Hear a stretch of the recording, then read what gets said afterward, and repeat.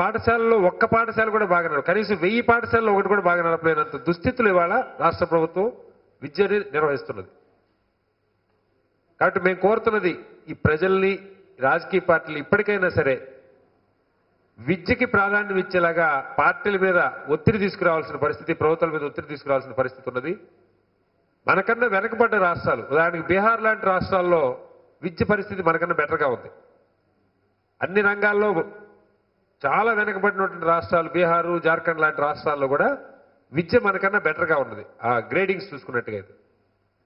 కాబట్టి పార్టీలు ఇప్పటికైనా తమ పందాలు మార్చుకొని విద్యని ప్రధానమైనటువంటి అంశంగా చేపట్టాల్సిన అవసరం ఉంది. విద్యా వైద్యం తప్ప ఈ రాష్ట్ర ప్రజల్ని ఇవాళ ఉన్నటువంటి పరిస్థితుల నుంచి బయట వేయదగ్గ వేరే ఏం చిట్కాలు లేవు, మంత్రాలు లేవు.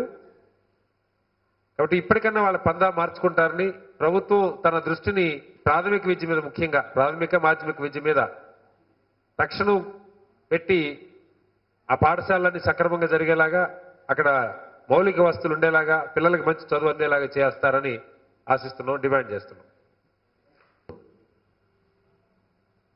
ఆర్టీసీ ఛార్జీలు పెరిగినాయేనో, విద్యారంగం సరిగ్గా లేదనో మాట్లాడుకునే ముందు అసలు దేశంలో కానీ రాష్ట్రంలో కానీ ఈ ఎన్నికైన ప్రభుత్వాలు అసలు ఏం చేస్తున్నాయి, వీటి బాధ్యతలేంటి? అత్యంత ముఖ్యమైన విషయాల్లో ఈ 2 విషయాలు ఉంటాయి. పబ్లిక్ ట్రాన్స్పోర్టేషన్ ఒకటి, విద్యారంగం ఒకటి.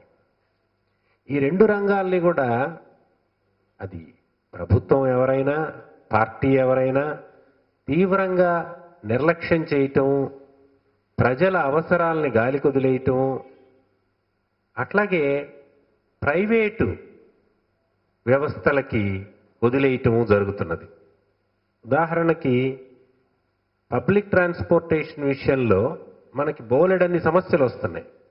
హైదరాబాద్ నగరం కాదు, అన్ని జిల్లా కేంద్రాల్లో కూడా ట్రాఫిక్ రెగ్యులేషన్ చాలా సమస్య అయిపోతుంది.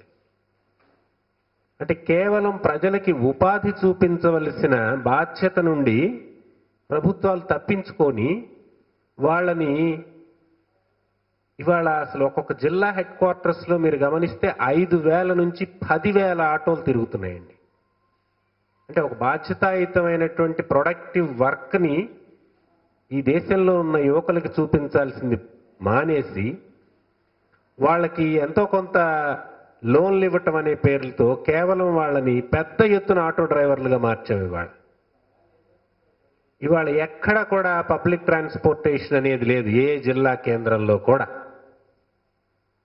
ఎక్సెప్ట్ మెట్రోస్, కార్పొరేషన్లు, పెద్ద కార్పొరేషన్లు, నగరాలు తప్ప మిగతా ఏ జిల్లా కేంద్రంలో కూడా పబ్లిక్ ట్రాన్స్పోర్టేషన్ అనేది లేదు. అసలు ఈ ఉన్న పబ్లిక్ ట్రాన్స్పోర్టేషన్ కూడా భయంకరమైన పోటీ, ఆదాయం బాగా వచ్చే అన్ని మార్గాల్లో ప్రైవేటు వాళ్ళకి పెద్ద ఎత్తున రవాణా వ్యవస్థ ఉన్నది. అట్లాగే ఈ ఆర్టీసీ నిర్వహణ తీరుల గురించి మన వాళ్ళు మాట్లాడారు. ఒకవైపున ఆర్టీసీ కార్మికులకి జీతాలు పెంచమంటే ప్రభుత్వం పెంచదు, వాళ్ళ అవసరాలు ఉన్నప్పుడల్లా కూడా ఈ ఛార్జీలని రేషనలైజ్ చేసి పెంచడం అనేటువంటిది వదిలేసి ఎప్పుడో వాళ్ళకి తోచినప్పుడు, అది 4 ఏళ్ళ 5 ఏళ్ళ 3 ఏళ్ళ ఒక్కసారి అసలు చూస్తే ఇంత పెంచడం వెనకే ప్రభుత్వానికి ఒక ఉద్దేశం ఉంది. ఇంత పెంచితే ఎట్లాగూ గొడవ చేస్తారు, ఎంతో కొంత తగ్గించాల్సి వస్తుంది, కాబట్టి వీలైనంత ఎక్కువ పెంచుదాం, ఇట్లాంటి ప్రభుత్వాలు ఆలోచించేది. అలాగే ఇవాళ ప్రజలకు అసలు ప్రత్యామ్నాయ మార్గాలేంటి, వాళ్ళ నిరసనలు తెలియజేయడానికి ప్రభుత్వాలు ఇంతకాలం ఏం ఆలోచించినాయి?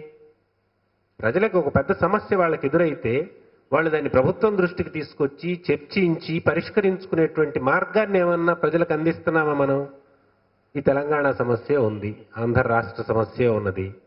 దీన్ని గత దశాబ్ద కాలంగా ఒక్క చర్చ పాజిటివ్గా నిర్వహించకుండా ఎన్నో కమిటీలు వేసామన్నారు, పోయినాయి అన్ని గాలికి. ఇవాళ 10 ఏళ్ల తర్వాత నానా గొడవలై రాష్ట్రం బోళ్ళంత దెబ్బతిన్న తర్వాత ఇప్పుడు ప్రారంభిస్తున్నారు చర్చల ప్రక్రియని.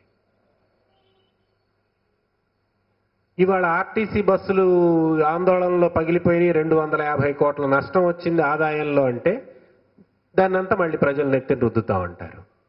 మరొక వైపు అసలు మొత్తం ఇవాళ విద్యారంగంలో ప్రైవేటు ప్రాథమిక విద్య అంతా కూడా గాలికి వదిలేయబడింది, ప్రైవేటు పరం చేయబడింది. వేల రూపాయలు దోచుకుంటున్నారు అని ఒకవైపున ఉద్యమాలు మొదలైనవి. దాన్ని నియంత్రించడానికి కమిటీలు వేస్తామంటున్నారు.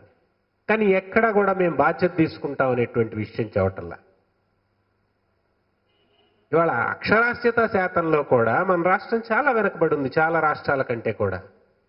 ఇంత గొప్పగా చెప్పుకునేటువంటి దాంట్లో కూడా చాలా చిన్న రాష్ట్రాల కంటే కూడా వెనకబడి ఉన్నాం. ఎందుకు ఈ పరిస్థితి దాపురించింది? ప్రభుత్వాలు ప్రజల బాగోగుల్ని ప్రైవేటు వ్యవస్థలకి గాలికి వదిలేయటం మూలంగా తెలుస్తున్నటువంటి సమస్య ఇది.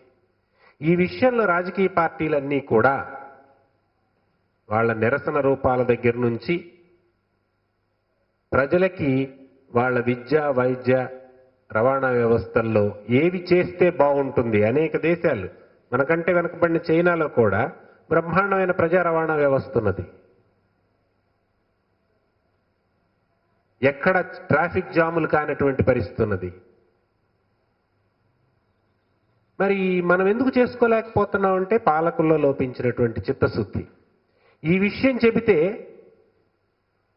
ఈ విషయాలన్నీ చెప్పవలసిన బాధ్యత ఎవరో మేధావులది లేకపోతే వాళ్ళదంటారు. కానీ రాజకీయ పార్టీలు అనుకోవట్లేదు. లోక్సత్తా ఈ విషయాలను ప్రస్తావించినప్పుడల్లా ఏం చేస్తున్నారంటే వాళ్ళేదో చదువుకున్న వాళ్ళు సూచనలు సలహాలు ఇచ్చేవాళ్ళు కానీ ఆందోళనలు చేసేవాళ్ళు కాదు అంటున్నారు.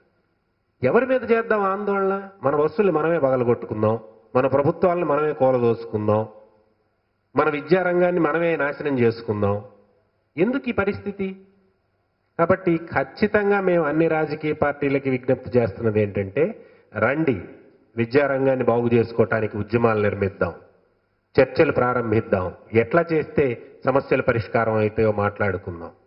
ఇది వదిలేసి ఎవరి సంకుచిత రాజకీయ ప్రయోజనాలకి ఎవడు చీఫ్ మినిస్టర్ కావాలి, ఏ రాష్ట్రం 3 ముక్కలు అయిద్దా 5 ముక్కలు అవుతుందా అనేటువంటి అవసరమైతే ఎప్పటి నుంచో చెప్తుంది లోక్సత్తా పార్టీ.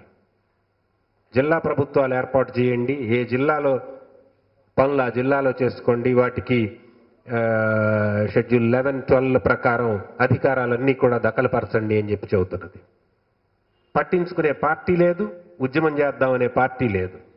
కాబట్టి ప్రజలందరూ కూడా ఈ విషయాలను అర్థం చేసుకోవాలని, మన దేశ